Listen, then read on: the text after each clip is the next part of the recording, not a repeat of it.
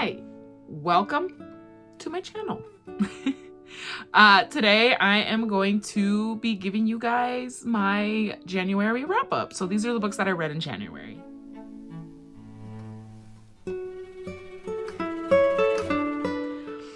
I'm going to start off with the first book that I finished this year. I did start it last year, but I finished it this year. And I rated it 3 stars. Let's just get that part out of the way. I did really like it. It's called Lights Out by Navessa Allen. And I genuinely really did enjoy this. I have little tabs. It is a dark romance. It was quite interesting. I am not a spice kind of gal, so my friend recommended I start with this one because it kind of like eases you into the spice. Although I did skim a lot of the spice. It was a bit much. But all in all, I did enjoy the love banter, I guess you could say. So this is a story about a girl who works in I believe it's the emergency room. She's a nurse. And so she works long hours and she is just very exhausted. And she also is just very like fend for herself type of girl. And she's like pretty much a badass. And he is like a tech savvy type guy.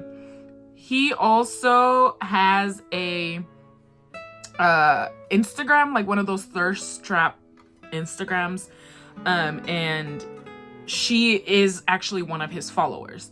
So that's kind of how it starts off, and then obviously they meet, and I'm gonna kind of leave that up to you. There's a bit of stalking involved in this, so it's quite interesting, and it was honestly really good. I did really enjoy it. The spice did throw me off, but like I said, I'm not used to that kind of stuff.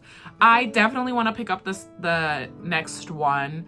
My friend did tell me that one's a little bit heavier, so I definitely wanted to take a little bit of a break and maybe be in a better headspace to pick that up, because I have to take that into consideration, just me personally. But I am excited to pick that up. My friend who recommended this is Blushing Between the Pages on Instagram. I can leave her link down below. You guys, if you guys like dark romances, you should definitely give her a follow. She reviews a lot of those. So yeah, that was the first book I finished this year. 3 stars. I don't think that's a bad way to start the year. I think that's fantastic. Okay, so my next book is completely different. It's on the other side of the romance spectrum, you could say. So my next one is Better Than the Movies. It is a YA romance. I read this 3 times. This was my 3rd read. And I mean, I rated it 5 stars. I've been rating it 5 stars. I knocked half a star off this time.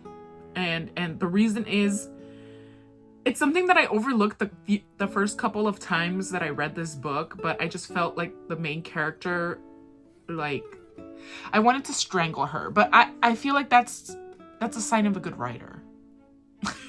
Anyways, this is a story about a girl who is obsessed with rom-coms, and she kind of just lives her life like a rom-com. She is grieving her mother, and her mom loved rom-coms as well, so that's kind of like her connection to that. And then he is a next door neighbor. They just kind of, go back and forth, and it's the boy next door, it's super cute. If you have any middle school, high school children that like to read romance books, this is a great recommendation. I actually read this for my book club, and everybody really liked it because they voted for something lovey-dovey, like they wanted something cutesy. So I was like, this is a great book to start with. And then one of my co-workers also asked me for book recommendations for her daughter, and I recommended it. This was like last year, and she got it for Christmas. So she finished it and she loved it, and she is in middle school. So that says something. It's fantastic. I definitely I love this book. It's so cute. I'm definitely gonna pick up the next one. I'm hoping soon, especially because it's, you know, we're going into February, but or when you see this, it would be February. So I'm definitely wanting something lovey-dovey. My next book is Fake Skating, also by Lynn Painter. I listened to this as an audiobook. I listened to this exactly, like, I finished Lights Out, and then I was like, I need something that makes my heart grow 3 sizes. And I know Lynn Painter is, that's who you go for, something like this. So I picked up Fake Skating. It's about a high school boy who is a hockey player, and him and I cannot remember her name, but anyways, main characters, the girl and him were long distance pen pals because their parents or their moms are childhood best friends, so they've kind of always like hung out. But then she lived overseas because her dad is in the Navy, Army, something like that. So he serves in the military, and so that's why they had to have that like long distance pen pal situation. But then the story basically starts, her mom divorces dad, and they move to that small town where mom is from, and they kind of had a falling out, but you don't really know what that falling out is. She's trying to kind of adjust to life there, and also kind of learn how to have this relationship with her dad, who is like still overseas. He's like the town hero. He's like the best one in the team. And then they start to fake date. So it's fake dating trope. They start to fake date. And you kind of see why. He is, well, I don't want to get too much into it, but basically they start fake dating, and yes, we all know where those lead. So it was really, really good. I really did enjoy it. What did I rate it? I rated it 4 stars. Like I said, I listened to it on audiobook. It was really, really good. So yeah, if you guys want it. I really enjoyed her grandpa. That character was probably one of my favorite characters.